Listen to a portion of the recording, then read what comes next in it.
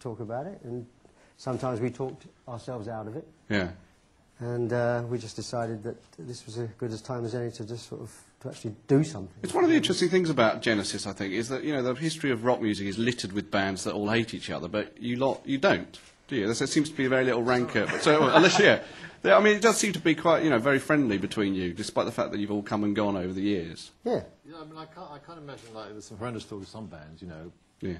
different dressing rooms. I can't imagine being on the road and doing albums with guys you don't like. I mean, you know, we've had a great time, actually, just recording and writing and stuff and touring. Yeah. There was footage there, actually, of rehearsals. I know you didn't see it, but we had some footage of rehearsals. How have the rehearsals been going? Can you remember the songs? Is it all right? Well, yes, we remember the songs, and then we've got to remember... Asking the wrong guy, eh? See if we can still play them. Yeah. That was the thing, actually. Yeah. You know, a few things had to sort of be worked through, get the fingers moving, get the drummer up to speed, and things like that. Yeah. But after a few days, it kind of... it was just, you know, the songs... they're so much part of our lives that we obviously still remember everything, and we're doing songs right back from as far as 1973, you know, in the show. So after just a little bit of memory, sort of jogging, you find your hands just fit back exactly where they were at that time, and it works well. And so you're a big European tour. Are you going to be touring in the US next year? Yeah, there's plans to do a selection of shows. Right. Rather than a tour. Okay. Which is the way I like to look at it.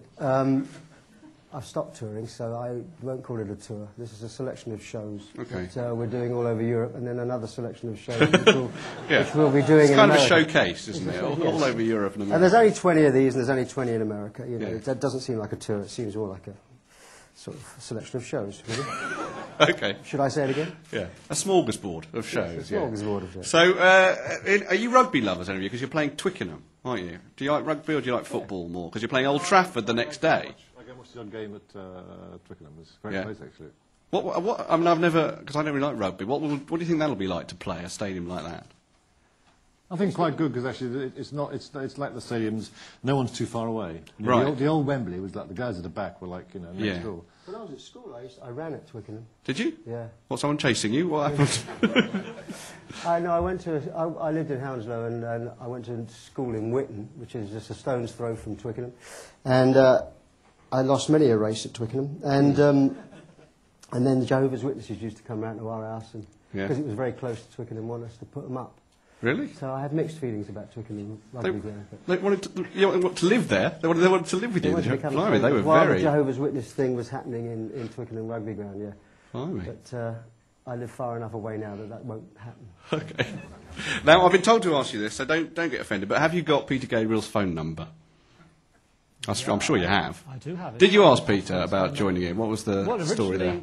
When we first started talking about this, the original idea was actually to do the Lamb Lies Down on Broadway with Peter and Steve. And we had lots of talks about it, and then we finally had a meeting, which I thought was going to be the day when we'd say, yes, we're going to do it today. And Peter said, well, this is a meeting to sort of think about talking about things in the future. Right. And I thought we thought at that point, right, this is going to be quite a long way away, 2, 3, 4, 5, 10 years. Knowing Peter's schedule, 25 years. Right. So we thought at that time, this was a good moment. We were in the same room, and we said, well, let's do it. Why don't we just do that tour, you know, with Chester and Darryl on drums and guitar. And so that's why we're here. Right, but do you think that there's a chance of later in the future doing shows with Peter Gabriel? You or? have to. Well, I mean, the idea of doing the Lamb was quite fun and appealing. I mean, who knows? Peter's got an album coming out, I know, next year, and probably going to be on the road at the same time as us. Yeah. Which is always true to I met him, actually. I met him. And he's great. He was all right, yeah. He's great. Yeah.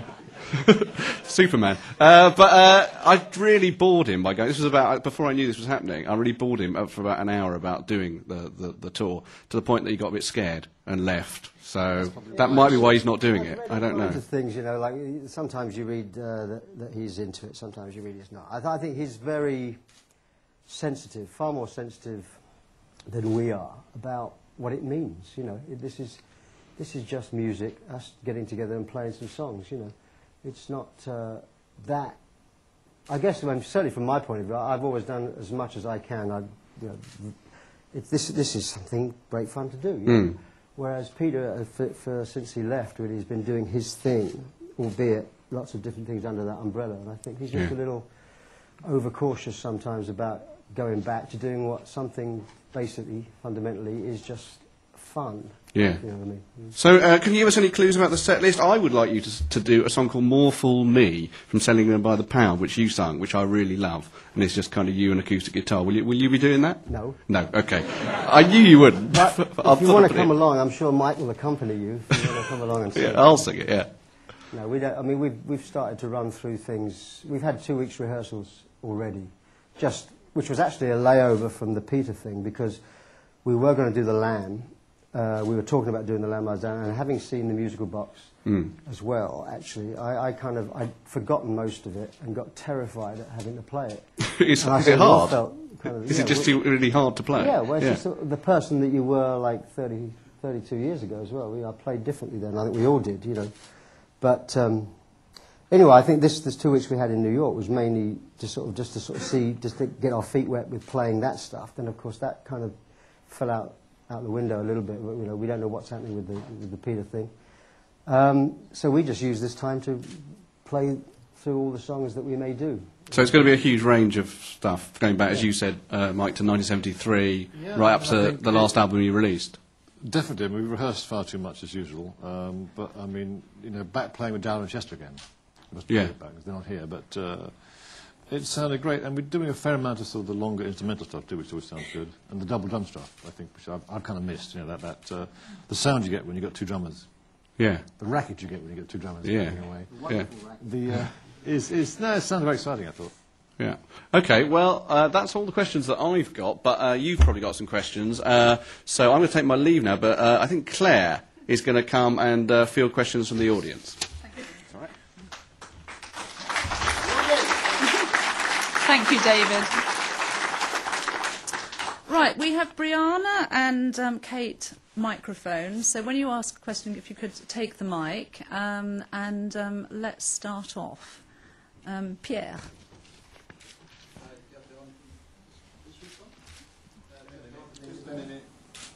Wait for it. Why don't you shout here?